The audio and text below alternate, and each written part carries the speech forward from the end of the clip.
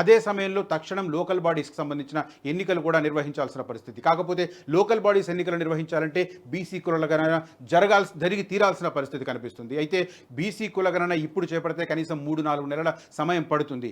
అదే సమయంలో గత ఫిబ్రవరి 1వ తేదీ నుంచే స్థానిక సంస్థల్లో మరి ముఖ్యంగా పంచాయతీలకు సంబంధించి స్పెషల్ ఆఫీసర్ల పాలన మొదలైపోయింది. ఇప్పుడు మరోసారి ఎక్స్టెండ్ చేస్తే స్పెషల్ ఆఫీసర్ల పరిపాలన కనుక ఎక్స్టెండ్ చేస్తే కేంద్రం నుంచి పంచాయతీలకు రావాల్సిన నిధులు ఆగిపోతాయి. ఈ నేపథ్యంలో ముందు పంచాయతీ ఎన్నికలు నిర్వహించడమా లేకపోతే ముందు బీసీ కులగణన చేపట్టడమా అన్న మీమాంస సర్కార్ ముందుంది. ఈ నేపథ్యంలో ఒక ప్రతిపాదన తెర మీదకి వచ్చింది. ముఖ్యంగా ఓటర్ లిస్ట్ ఆధారంగా అందులో కులం ప్రస్తావన ఉంటే దాని ఆధారంగా బీసీలకు సంబంధించిన రిజర్వేషన్లను ఖరారు చేయాలని చెప్పి భావిస్తున్నది ప్రభుత్వం. దీనికి సంబంధించి మేధావులు ఏమనుకుంటున్నారు, బీసీ కులగణను డిమాండ్ చేస్తున్న ప్రధానమైన నేతలు ఏమనుకుంటున్నారో ఒకసారి తెలుసుకునే ప్రయత్నం చేద్దాం. ప్రస్తుతం లైవ్లో ప్రముఖ రచయిత జులూరు గౌరీశంకర్ గారు అందుబాటులో ఉన్నారు. ఒకసారి మాట్లాడదాం. ఆయన చాలా కాలం నుంచి బీసీ కులగణనకు సంబంధించి డిమాండ్ చేస్తున్నారు. సేమ్ టైం బీసీలకు స్థానిక సంస్థల్లో తగిన ప్రాధాన్యం లభించాలని కోరుతున్నారు. ఒకసారి ఆయనతో మాట్లాడదాం. గుడ్ మార్నింగ్ గౌరీశంకర్ గారు. మార్నింగ్ అండి. రైట్. ఈ కులగణన చేపట్టిన తర్వాతనే లోకల్ బాడీస్ ఎన్నికలు జరగాలని చాలామంది డిమాండ్ చేస్తున్నారు. కానీ ప్రభుత్వం అందుకు భిన్నంగా ఓటర్ లిస్ట్ ఆధారంగా బీసీ రిజర్వేషన్లను ఖరారు చేసి ఎన్నికలకు వెళ్లాలని భావిస్తున్నట్టుగా తెలుస్తుంది. దీని మీద మీ అభిప్రాయం ఏమిటి? ఇప్పుడు బీసీ లెక్కలు బయటకు తీసి కులగణన చేస్తామన్నటువంటి విషయాన్ని కామారెడ్డిలో 2023 డిసెంబర్ ఎన్నికల సందర్భంగా బీసీ డిక్లరేషన్ ని కాంగ్రెస్ పార్టీ విడుదల చేసింది. కాంగ్రెస్ పార్టీ బీసీ డిక్లరేషన్ ని విడుదల చేసిన తర్వాత జరిగినటువంటి కార్యక్రమం ఏమిటంటే, చాలా వరకు బీసీ డిక్లరేషన్ అన్నటువంటి చాలా పెద్ద మాట. ఆ బీసీ డిక్లరేషన్ లో ఉన్నటువంటి అంశాలు మొత్తం కూడా బీసీల ఓట్లు మొత్తం కూడా తమ వైపు తిప్పుకోవడానికి ఒక మహాస్త్రాలుగా ఉపయోగపడే సందర్భం. అంటే మొత్తం తెలంగాణలో 4 కోట్ల మంది ఉంటే 2 కోట్ల మందికి సంబంధించినటువంటి చాలా ముఖ్యమైనటువంటి అంశం. బీసీలు సహజంగానే కులగణన చేస్తామన్నటువంటి విషయాన్ని రాహుల్ గాంధీ గారు చాలా గట్టిగా చెప్పారు. జగిత్యాలలో చెప్పారు, హన్మకొండలో చెప్పారు, వరంగల్లో చెప్పారు. వరంగల్ జిల్లాలో దిగినటువంటి సభలన్నిట్లలో కూడా చాలా గట్టిగా చాలా గాంభీర్యంగా విషయాలను చెప్పారు. కారణం ఏంటంటే బీసీ కులగణన మేము చేస్తామని. బీసీ కులగణన చేసి కులగణనతో పాటుగా వారు చెప్పినటువంటి విషయం ఏంటంటే, బీసీలలో ఉన్నటువంటి ఇప్పుడు తెలంగాణలో మొత్తం కూడా 130 బీసీ కులాలు ఉన్నాయి. ఈ 130 బీసీ కులాలకు సంబంధించినటువంటి దాంట్లో వాళ్ళు అన్ని కులాల యొక్క జాబితాను తీసుకొని వాళ్ళ యొక్క జనాభా దామాషా పద్ధతిలో ఎంబీసీలకు అందరికీ కూడా న్యాయం జరిగే విధంగా చేస్తామన్నటువంటి విషయాన్ని కూడా వాళ్ళ యొక్క కామారెడ్డి ఎన్నికల సభలో చెప్పారు. కానీ ఇప్పుడు చూస్తే ఏమంటున్నారంటే, ఓటర్ల జాబితా ఆధారంగా మేము కులగణన చేయకుండా కానీ ఎన్నికలకు పోతామంటున్నారు. ఏమన్నా అంటే కేంద్ర ప్రభుత్వానికి సంబంధించినటువంటి మనకు నిధులు ఆగిపోతాయి కాబట్టి మనం ఇమీడియట్ గా స్థానిక సంస్థల ఎన్నికలు జరపాలంటున్నాం. స్థానిక సంస్థల ఎన్నికలు అంటే ఈ 5 ఏళ్లు కాంగ్రెస్ ప్రభుత్వం యొక్క కాల పరిమితి, దాంతో పాటే ఇప్పుడు సర్పంచుల కాల పరిమితి కూడా పూర్తిగా పోతుంది. అంటే ఏంటంటే విషయం ఏంటంటే, ఇక్కడ చాలా వరకు జరుగుతున్న ఘోరమైనటువంటి అన్యాయం ఏంటంటే, బీసీలు మళ్ళొక్కసారి మోసపోయారు అన్నటువంటి విషయాన్ని మనకు అవగతం అవుతుంది. చాలా వరకు 77 ఏళ్లుగా బీసీలు మోసపోతూనే ఉన్నారు. బీసీలను అందరూ అన్ని పార్టీలు మోసం చేస్తూనే ఉన్నాయి. ఇప్పుడు తిరిగి కొత్తగా మళ్ళీ కాంగ్రెస్ పార్టీ యొక్క చరిత్ర, బీజేపీ పార్టీ యొక్క చరిత్ర, ఈ రెండింటి చరిత్రలు తెలిసిన తర్వాత బీజేపీ స్పష్టంగా చెప్పేసింది పార్లమెంట్ లోనే, మేము బీసీ కులగణన చేయమన్న విషయాన్ని స్పష్టంగా తెగేసి వాళ్ళు చెప్పేశారు పార్లమెంట్ లో. కాంగ్రెస్ పార్టీ మాత్రం, రాహుల్ గాంధీ మాత్రం దేశవ్యాపితంగా దాన్ని చాలా ప్రధానమైన అంశంగా చేశారు. అంటే ఏంటంటే, ఈ దేశంలో ఉన్నటువంటి 75 కోట్ల మందికి సంబంధించిన అత్యంత కీలకమైనటువంటి విషయం ఇది. తెలంగాణలో సహజంగానే బీసీలు కాంగ్రెస్ వైపు బీసీ కులగణన అంటంతో, అట్లాగే వాళ్ళు పెట్టినటువంటి పథకాలతోటి కొంత ఆకర్షించబడి మొగ్గు చూపిన మాట మాత్రం వాస్తవం. కాబట్టి బీసీలకు ఇది చాలా తీవ్రమైనటువంటి తీరని అన్యాయమే. కులగణన చేయకుండా స్థానిక సంస్థలకు ఎన్నికల పోవడం అంటే బీసీలకు ఇది అన్యాయం చేయడమే. రైట్.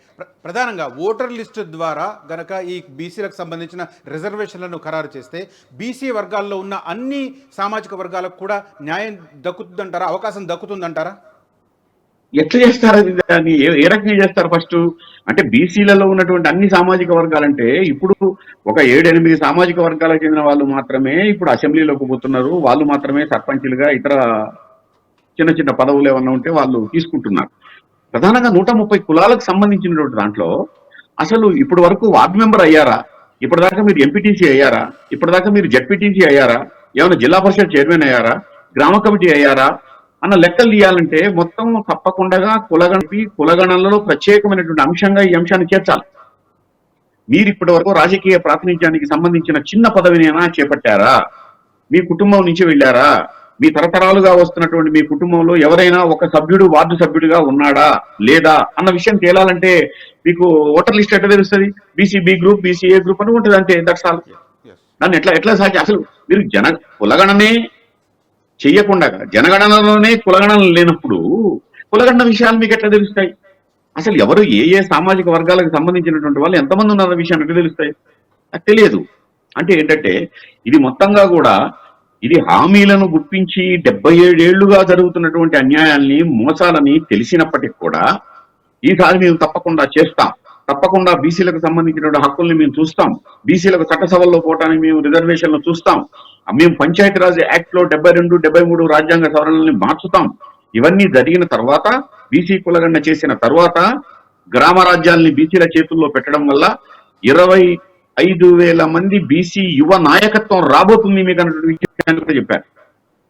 ఇట్లా చేసి ఇప్పుడు మళ్ళీ పాత పద్ధతిలోనే జరిపి మళ్ళీ పోయినసారి గతంలో అంతకు ముందు జరిపిన విధంగానే చేస్తే కాంగ్రెస్ పార్టీ చేసింది మోసం అన్నటువంటి విషయం, కాంగ్రెస్ పార్టీ బీసీలను అన్యాయం చేసిందని, కాంగ్రెస్ పార్టీ బీసీలను బ్లఫ్ చేసినటువంటి విషయం బీసీలు తప్పకుండా తీవ్రమైనటువంటి నిరసనను వ్యక్తం చేస్తారు. కాబట్టి స్థానిక సంస్థలకు డిమాండ్ ఏమిటి ఈ ప్రభుత్వం ముందు మీ వైపు నుంచి? తప్పకుండా అండి. ఇప్పుడు మనం ప్రత్యేకించి డిమాండ్ పెట్టట్లేదండి. మీరు కామారెడ్డిలో ఇచ్చినటువంటి బీసీ డిక్లరేషన్ ని అమలు చేయండి.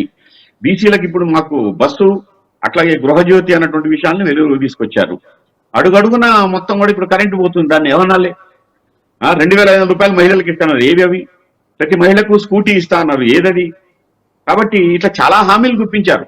కానీ వీటన్నిటికంటే చాలా ప్రధానమైనటువంటి చాలా సీరియస్ హామీ ఏమిటంటే కులగణనకు సంబంధించినటువంటి అంశం. ఇది బీసీల యొక్క జీవన్ మరణ సమస్యకు సంబంధించినటువంటి అంశం. కాబట్టి మొత్తంగా ఇవాళ బీహార్ లో నితీష్ కుమార్ కులగణన చేశారు. సరే, అది కోర్టులో ఉందనుకోండి. నితీష్ కుమార్ కులగణన చేస్తే ఆ కులగణనకు సంబంధించినటువంటి దాంట్లో ఇప్పుడు ప్రొఫెసర్ సింహాద్రి లాంటి వాళ్ళు చెప్తున్నారు. ఇప్పుడు చాలా వరకు వాళ్లకు వచ్చినటువంటి దాంట్లో 65% ఉపాధ్యాయ పోస్టులు పెడితే మొన్న దాంట్లో 65% బీసీలకు సంబంధించినటువంటి పోస్టులు వచ్చాయని. మీరు ఒక్కసారి తమిళనాడు చూడండి. తమిళనాడులో పోతే ఆ కులగణన చేసిన తర్వాత వచ్చినటువంటి అంశాలను పరిగణలో తీసుకుంటే అక్కడ ఉన్నటువంటి టీచర్ పోస్టుల్లో దగ్గర మొత్తం భారతదేశంలో ఏ రాష్ట్రంలో రానట్టు ఉపాధ్యాయ పోస్టులు ఇవాళ బీసీలకు వచ్చాయి. ఇప్పుడు స్థానిక సంస్థల్లో మనకు తెలంగాణలో మొత్తం 12,769 గ్రామ పంచాయతీలు ఉన్నాయి. ఈ 12,769 గ్రామ పంచాయతీల్లో సగం గ్రామ పంచాయతీలు, గ్రామ రాజ్యాలు బీసీల చేతికి వస్తాయి. దాన్ని ఈ గ్రామాలలో పెత్తందారీతనం చెలాయిస్తున్నటువంటి, తరతరాలుగా పెత్తందారీతనాన్ని చెలాయిస్తున్నటువంటి సామాజిక వర్గాల వాళ్ళు బీసీలకు రిజర్వేషన్లు రావడానికి ఒప్పుకుంటారా? వీళ్ళ గ్రామ రాజ్యాలని రాణిస్తారా? రాహుల్ గాంధీ చెప్పింది ఒకటి, ఇక్కడ రేవంత్ రెడ్డి గారు అది చేస్తారా లేదా అన్నది ఇలా బీసీలు చూస్తున్నారు. 6 నెలలే అయిపోయింది, ఎక్కువ కాలం గడవలేదు. 6 నెలల కాలంలో మీరు ఏం చేశారన్నటువంటి విషయంలో స్పష్టంగా ప్రజలకు తెలుస్తున్నటువంటి అంశం. ఇది చాలా దారుణమైనటువంటి అంశం అండి. రాజకీయంగా మీరు చెప్పినటువంటి వాగ్దానాన్ని అమలు జరుపుతారా లేదా అని కాదు. మొత్తం తెలంగాణలో సగం తెలంగాణకు సంబంధించి 2 కోట్ల మంది బీసీలకు సంబంధించినటువంటి అత్యంత ముఖ్యమైనటువంటి చాలా కీలకమైనటువంటి అంశం ఇది. ఈ కీలకమైన అంశాన్ని పక్కన పెట్టేశారంటే అది చాలా ఘోరమైనటువంటి విషయం. ఇది చాలా అన్యాయమైనటువంటి విషయం. కాబట్టి కులగణన జరపకుండా వాళ్ళు స్థానిక సంస్థల ఎన్నికలకు పోతే వాళ్లకు తీవ్రమైనటువంటి ఎదురీతను కాంగ్రెస్ పార్టీ ఎదుర్కోవాల్సి వస్తుంది. ఇది నా మాట కాదు, బీసీలలో ఉన్నటువంటి వాళ్ళ యొక్క బీసీల ఆత్మగౌరవానికి సంబంధించినటువంటి అంశం ఇది. కులగణన చేస్తామంటే వాళ్ళు మొగ్గు చూపారు, నమ్మారు, ఓట్లేశారు, మిమ్మల్ని గెలిపించారు. వాళ్ళు ఏమంటున్నారు? కులగణన చేయండి, మాకున్నటువంటి మా జీవితాలు చూడండి, మాకున్నటువంటి రిజర్వేషన్లు ఇవ్వండి, మా రిజర్వేషన్లు మాకు ఇవ్వండి. ఇప్పుడు ఇది చట్టసభలకు కూడా కాదు, ఇది స్థానిక సంస్థలకు సంబంధించినటువంటి అంశం. గ్రామ పంచాయతీలు, జెడ్పీటీసీలు, ఎంపీటీసీలు, డీసీఎంఎస్లు, డీసీసీబీలు, జిల్లా పరిషత్తులు మాకు సగం రావాలండి. చట్టబద్ధంగా న్యాయబద్ధంగా రావాలి.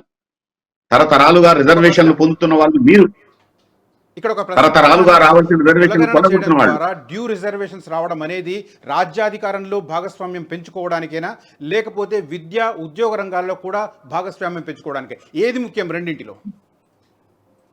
విద్యా ఉద్యోగాల్లో బీసీల యొక్క ప్రాధాన్యత పెరగాలి అన్ని రంగాలలో వాళ్ళు శిరసెత్తుకొని స్వతంత్రంగా నిలబడాలి. 2, చట్టబద్ధంగా వాళ్ళు పార్లమెంటు అసెంబ్లీలకు పోకపోతే, వాళ్ళ యొక్క సమస్యల్ని వాళ్ళు వెలుగెత్తి చాటకపోతే ఎవరు చేస్తారండి? వాళ్ళ సమస్యలు వాళ్ళు చెప్పుకోవచ్చు కదా.